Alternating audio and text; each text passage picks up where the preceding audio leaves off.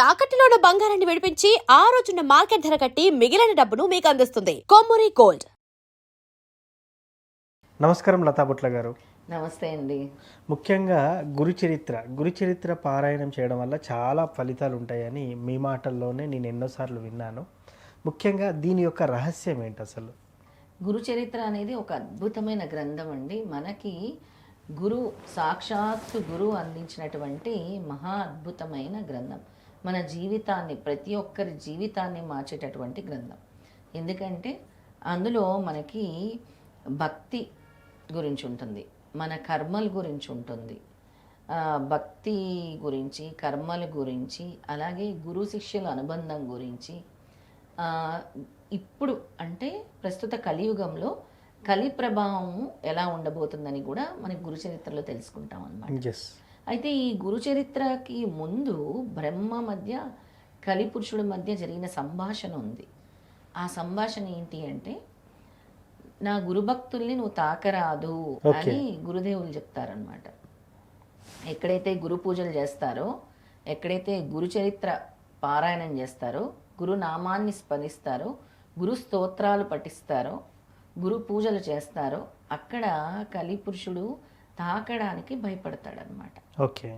అసలు ఎందుకు అలా తాకడానికి భయపడతాడంటే, గురువు అంటే ఇంకా మనని సరైన మార్గంలో నడిపించేదే గురువు. అవును. గురువు లేని విద్య కుంటి విద్య అవును అంటారు. ఎక్కడెక్కడికో గమ్యం లేకుండా తిరుగుతూ ఉంటాం. అలా ఒక గైడింగ్ పాత్ ఇచ్చేది గురు చరిత్ర. ఈ సప్తాహ పారాయణం చేయటం వల్ల, అంటే ఎక్కువగా ఇంట్లో చదవటం కన్నా దత్తక్షేత్రాల్లో చదివిన, దత్తాత్రేయ స్వామి గుడిలో చదివిన, దత్త పీఠంలో చదివిన ఇంకా విశేషమైన ఫలితము స్వామి మనకిస్తారు. ఎందుకంటే మన యొక్క ఆలోచనలన్నీ కూడా గురుచరిత్ర పారాయణం మీదే ఉంటాయి, వేరే ఆలోచనలు ఉండవు. ఇలా గురుచరిత్ర పారాయణం చేసి వాళ్ళ లైఫ్ మారిన వాళ్ళు లక్షల్లోనే ఉంటారు. ఓకే.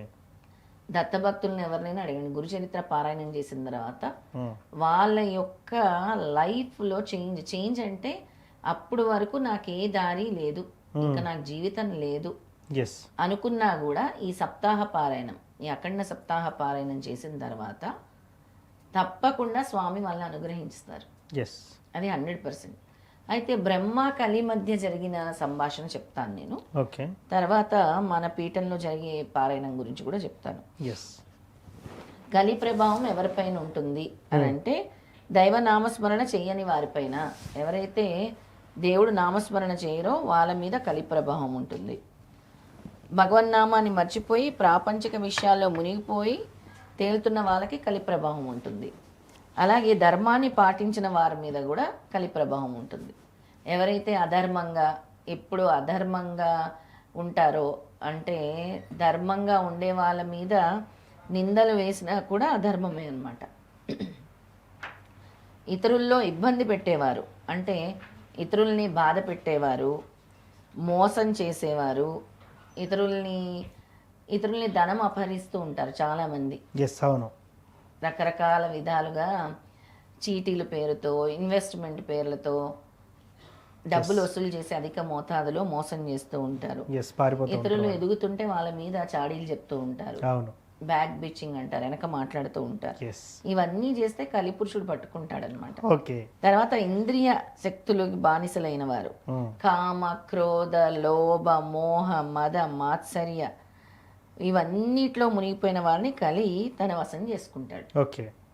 విన్నారు కదండి, కామ, క్రోధ, లోభ, మోహ, మద, మాత్సర్య ఇవన్నీ కూడా. మరి కలి ప్రభావము తక్కువగా ఉండేవారు ఎవరు అని అంటే, నిత్యం దైవనామస్మరణ చేసేవారిని కలిపురుషుడు ఏమీ చేయడు. ఎప్పుడు భగవన్నామం జపించే వారిపై కలి ప్రభావము చాలా తక్కువగా ఉంటుంది. ధర్మాన్ని ఆచరించేవారు, అంటే సత్యము, అహింస, దానము, చాలా మందికి డబ్బు ఉంటుంది కానీ దాన ధర్మాలు చేయరు, లోభితనం ఉంటుంది కానీ అది ఎప్పుడో ఒక రోజు వాళ్ళకి పతనం అవుతుందని.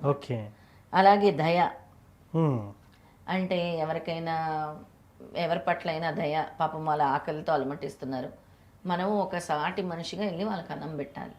ఆ దయ లేకపోతే ఇంకా మనం మనుషులు కాదు కదండి, ఆ హ్యూమానిటీ అంటాం అనమాట. ధర్మాలను ఆచరించే వారిని కలి ఏమీ చేయదన్నమాట.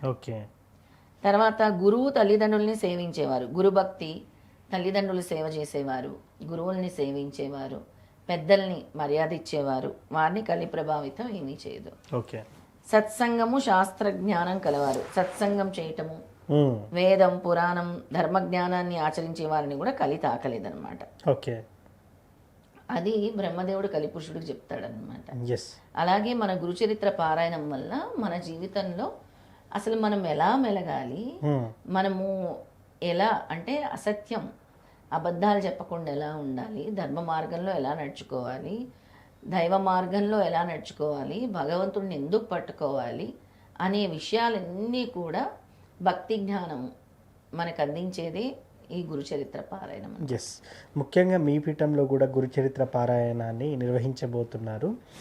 ముఖ్యంగా ఇది అందరితో కలిసికట్టుగా చేస్తే ఎలాంటి ఫలితాలను పొందవచ్చు అంటారు? చాలా అద్భుతమైన ఫలితాలని పొందొచ్చు. సామూహిక పారాయణాలు అంటే చాలా ఇష్టం. సమిష్టి సాధన అంటే గురుదేవుడికి చాలా ఇష్టం అన్నమాట. ఓకే. ఎప్పుడు కూడా అందరిని కలిసి సిద్ధమంగళ స్తోత్రం పారాయణము, అందరు కలిసి నామజపము, సమిష్టి సాధన అంటే ఇష్టం. అందరు కలిసిమెలిసి ఉండటము, ఆ కలిసిమెలిసి మంచి కార్యక్రమాలు చేయటము, మంచి ఆలోచనలతో రూపుదిద్దుకోవటము, Yes. ఇవన్నీ ఇష్టం. జూలై 23 నుంచి గురు పౌర్ణమి రోజు వరకు పారాయణం జరుగుతుంది అనమాట. ఎస్. అప్పుడు గురుశక్తి ఎక్కువగా ఉంటుంది. ఇప్పుడు మనం ఎలా వారాహి నవరాత్రులు అంటామో అలా గురు భక్తులందరూ కూడా జూలై 23 నుంచి గురు పౌర్ణమి వరకు పారాయణం చేస్తే చాలా విశేషమైన ఫలితాలు గురువుదేవుడు ఇస్తారనమాట. ఎస్. త్రిమూర్తుల అనుగ్రహం ఉంటుంది, దత్తాత్రేయ స్వామి అనుగ్రహం కూడా ఉంటుంది, ఎస్. అనుకున్న సంకల్పం కూడా నెరవేరుతుంది. అందుకే మన శ్రీపాద శ్రీవల్లభ దత్తపీఠంలో జూలై 23 నుంచి జూలై 30 వరకు కూడా ఈ అఖండ సప్తాహ గురుచరిత్ర పారాయణము మొదలవబోతుంది. ప్రతి ఒక్క గురు భక్తులు కూడా పాల్గొనవలసిందిగా కోరుతున్నాం. ఎస్. దీనికి ఎటువంటి రుసము లేదు. ఓకే. డైరెక్ట్గా వచ్చి చక్కగా మీరు స్వామి దగ్గర దీపంలో నూనె వేసుకొని నమస్కరించుకొని అక్కడే మీరు కూర్చొని సామూహిక పారాయణాలు చేసుకోవాలి. టైమింగ్ ఏమన్నా ఉంటుందా మేడం? లేదు, ఉదయం 7 నుంచి రాత్రి 8 లోపల చేయాలి. మధ్యాహ్న హారతి కానీ సాయంత్రం హారతి కానీ అటెండ్ అయ్యేలా చూసుకోవాలి. ఎస్. ఆ వారం రోజులు బ్రహ్మచర్యం పాటించాలి, ఏకభుక్తం చేయాలి, ఒంటిపూట భోజనం చేయాలి, దైవ ఆలోచనలతోనే ఉండాలి, ఎస్. దేవుడి యొక్క ఆలోచనలతోనే నిండి ఉండాలి. ఎస్. అప్పుడు ఉద్రేకం, ద్వేషం అంటే కోపం ఇలాంటివి ఉండకూడదు. పనికిరాదు. శాంతియుతంగా ఉండాలి. ఎస్. సాత్విక ఆహారం అంటే ఈ ఉల్లిపాయ, ఎల్లుల్లిపాయ ఇలాంటివన్నీ కూడా తినకూడదు. గురు చరిత్ర పారాయణం దాని యొక్క రహస్యాలు చాలా చక్కగా అందులో ముఖేష్ గారు గురు చరిత్రలో మనకి ఎన్నో అధ్యాయాలు ఉంటాయి. ఎస్. అవును. పిల్లలు పుట్టడం కోసం ఏ అధ్యాయం పారాయణం చేస్తే పిల్లలు పుడతారు, అనారోగ్య సమస్యలకు ఏ అధ్యాయాలు చదవాలి, మనకి ఆఫీస్లో బాస్తో ఇబ్బందులు, ఉన్నతాధికారులతో ఎస్. ఇబ్బందులు ఉంటే ఏ అధ్యాయం చదవాలి, అలా ఆ అధ్యాయము ఆ గురుచరిత్ర అనేది మనకు ఒక కామధేనువు, ఎస్. ఒక కామధేను అని చెప్పొచ్చు. Yes. It's an wonderful book అని చెప్పొచ్చు అనమాట. ఎస్. చాలా మంది కూడా చెప్పారు గురుచరిత్ర చదివిన తర్వాత వాళ్ళ లైఫే మారిందని.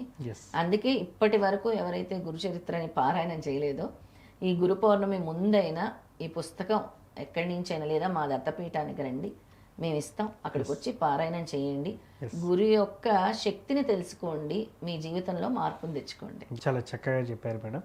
ముఖ్యంగా గురు పౌర్ణమి ఈ రోజు వరకు ఈ పారాయణాన్ని చేస్తున్నారు. ఇది చేయడం వల్ల కూడా కలిగే ఫలితాలను కూడా చాలా చక్కగా గురుశక్తి ఎక్కువ ఉంటుంది కదండి. ఎస్. అవును. గురుశక్తి ఉంటే అన్ని పనులు అయిపోతాయి టక్ టక్. అంతే. Yes. Thank you madam. Jaya Gurudatta.